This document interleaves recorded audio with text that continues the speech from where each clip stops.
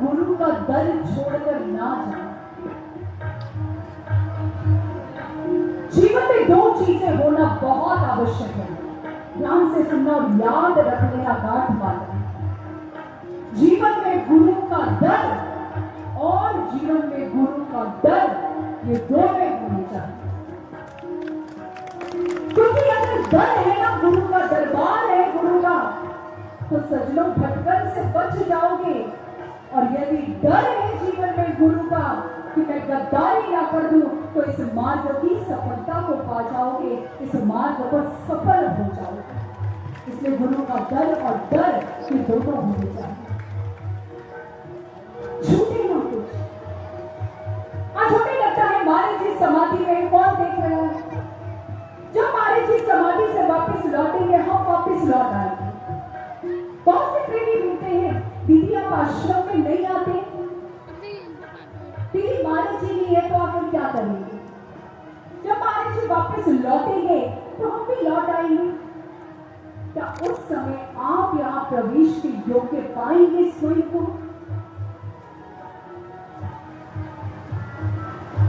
सजो उस समय के लोग वो गुरु को भगवान के रूप में पूजेंगे और आपके दुर्भाग्य पर आपको कोसेंगे कि तुम्हें तो हमसे पहले भगवान मिल चुका था, लेकिन तुम कदर नहीं कर पाए, कदर नहीं कर पाए। हम कहीं बहुत पीछे हैं, क्योंकि महाराज जी गए तो महाराज बनकर हैं, गुरु बनकर गए हैं, लेकिन जब वापस लौटेंगे तो वो श्री आशुतोष गुरु महाराज नहीं होंगे, वो सृष्टि उद्धारक आशुतोष भगवान बनकर वापस लौटेंगे। क्या तब अपने भगवान से आंखें मिला पाओगे? क्या तब अपनी गद्दारी अपने भगवान से कह पाओगे? क्या तब अपने भगवान की आंखों में आंखें मिलाकर देख पाओगे? सजनों, श्री राम 14 वर्ष वनवास में रहे। रामायण में वर्णन आता है कि अयोध्या वासियों ने कोई उत्सव मनाना ही छोड़ दिया। हमारे जीवन में तो हर रंग तमाशा, हम तो अपनी लाइफ को बहुत अच्छे से एंजॉय करते हैं, हमारे जीवन में विरह कहां? हमारे जीवन में गुरु के अनुपस्थिति का लेश मात्र भी दुख या वो विरह दंश कहां? हम तो उठते हैं, खाते हैं, पीते हैं, लाइफ एंजॉय करते हैं, सो जाते हैं, अभी कहां लेना गुरु से कुछ? लेकिन उसको आपसे बहुत कुछ लेना देना है। सचो आपके कल्याण के लिए उसने आपको अपने आध्यात्मिक गर्भ में धारण किया है। एक साधारण सी मां की संतान भी यदि नालायक निकल जाए तो मां अपने गर्भ को कोसती है कि मैंने इसे जन्म क्यों दिया। अपार दुख होता है तो मां को यदि उसकी संतान नालायक निकल जाए। गुरु को दर्द नहीं होता था? क्या हमने कभी महाराज जी के विषय में सोचा? क्या जितना प्रेम महाराज जी ने हमसे किया, क्या उतना प्रेम कभी हम महाराज जी से करता? और दिल की गहराइयों से कुछ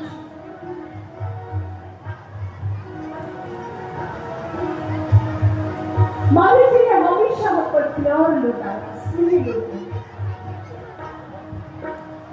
एक क्षण के लिए भी कभी हमें अकेला नहीं छोड़ा, कैसे भी परिस्थिति क्यों नहीं थी। एक गुरु भाई महाराज जी से ज्ञान लिया हुआ था, बहुत भावना थी महाराज जी के, लेकिन आर्थिक स्थिति अच्छी नहीं। साधारण सा एक पेंटर था, पेंट किया करता था। और जब कोरोना काल आया, आप सभी जानते हो, सारे काम ठप पड़ गए। बहुत गरीब था। पहले तो लैंड पेंट के लिए बुला लिया करते थे, लेकिन अब तो सब घरों पे बंद है, कोई काम नहीं हो रहा। ये भाई भी घर बैठ गए। कहते एक बार स्थिति ये हुई कि घर में खाने के लाने तक पड़ गए। किसी तरीके से कहते हैं उसके मन में भावना आई कि मैं गुरु दरबार होकर आऊं। बहुत दिन हो गए, लॉकडाउन थोड़ा थोड़ा खुलने लगा। जब भावना आई तो आज भी सिर्फ उसकी जेब में क्या है, 20 रुपए। सिर्फ 20 रुपए। और उन 20 रुपयों को लेकर जो घर से निकलने लगा तो पत्नी ने उस समय कहा कि देखिए, घर में आटा नहीं है, खाने के लिए कुछ और नहीं है, इसे 15-20 रुपए का जितना आटा आता है वो लेते आए। इसने कहा ठीक है, घर से निकल गया, गुरु दरबार में पहुंचा। जब गुरु दरबार में पहुंचा तो एक रिस्ट्रिक्टेड एरिया में लोगों को बिठाया जा रहा था, दूर दूर कर। और कहते जब इतने लोग इकट्ठे हो गए तो वहां सत्संग होने लगा। जब सत्संग हुआ तो उसका मन हुआ मैं सत्संग सुनकर चलता हूं। बहुत दिनों के बाद गुरु दरबार में आया, कुछ देर गुरु बहनों से सत्संग को सुना और जब उठकर वापस लौटने लगा तो उस समय उसे छोटा सा एक साइड पर स्टॉल लगा हुआ था गुरु महाराज जी के स्वरूप का।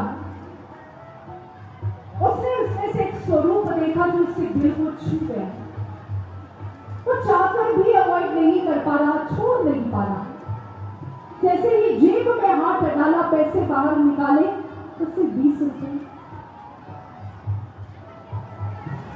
ऐसा सुंदर कैलेंडर, उसमें जो सुंदर स्वरूप महाराज जी का, उसे इतना आकर्षित कर रहा है, इतना खींच रहा है। अब एक मन के भीतर एक टग ऑफ वॉर चल रहा है कि 20 रुपए से बच्चों के लिए खाना लेकर जाऊं, या महाराज जी का स्वरूप घर ले जाऊं, ये कैलेंडर घर ले जाऊं। और जब मन और आत्मा की ये लड़ाई चली तो भक्त ने मन को परास्त किया और उस समय आत्मा की आवाज को सुनते हुए अपनी आत्मा को खुराक दी। तन को मिले या नहीं मिले इसकी चिंता नहीं, अपनी आत्मा की खुराक के लिए क्या किया, 20 रुपए दिए और वो कैलेंडर लेकर घर चला। और मन में रास्ते में क्या सोचता जा रहा है, पत्नी कहेगी तो क्या कहूंगा, तो अंदर से ही अपनी ही भावनाएं कि अरे आटा होता तो मुश्किल से एक दिन चलता है, एक समय चलता, लेकिन ये कैलेंडर तो पूरे साल चलेगा, पूरे साल में महाराज जी को देखूंगा, इसलिए मेरे लिए कैलेंडर ज्यादा इंपॉर्टेंट है। और घर पहुंचा, कहते जिस समय घर पहुंचा तो क्या हुआ, पत्नी ने देखा, कहने लगी ये क्या है, कहने लगा मैं महाराज जी लेकर आया, आटा तो एक दिन खाती, लेकिन महाराज जी को पूरा एक साल हमें इस रूप में दर्शन देंगे, इसलिए मैं इसे लेकर चला है। सोचो जब ये घटना होगी, ये सब कुछ हुआ, गुरु को प्राथमिकता दी, सब हुआ ही, लेकिन वहीं पर कहते हैं एक व्यक्ति इसके पास पहुंचा। वो ढूंढता हुआ आ रहा था और जब वो व्यक्ति ढूंढता हुआ आया तो कहने लगा कि आप पेंटर हैं? उसने कहा मेरी छोटी सी दुकान है, क्या आप उसे पेंट कर दोगे? कोरोना के चलते कोई आ नहीं रहा, उसने कहा कर दो। अब जब उस भाई ने उसकी छोटी सी दुकान में पेंट किया तो उस पेंट को देखकर वो व्यक्ति इतना खुश हुआ, इतना खुश हुआ, कहने लगा मैंने सबसे सुना था कि बहुत अच्छे पेंटर हो, लेकिन आज आपने दिखा भी दिया।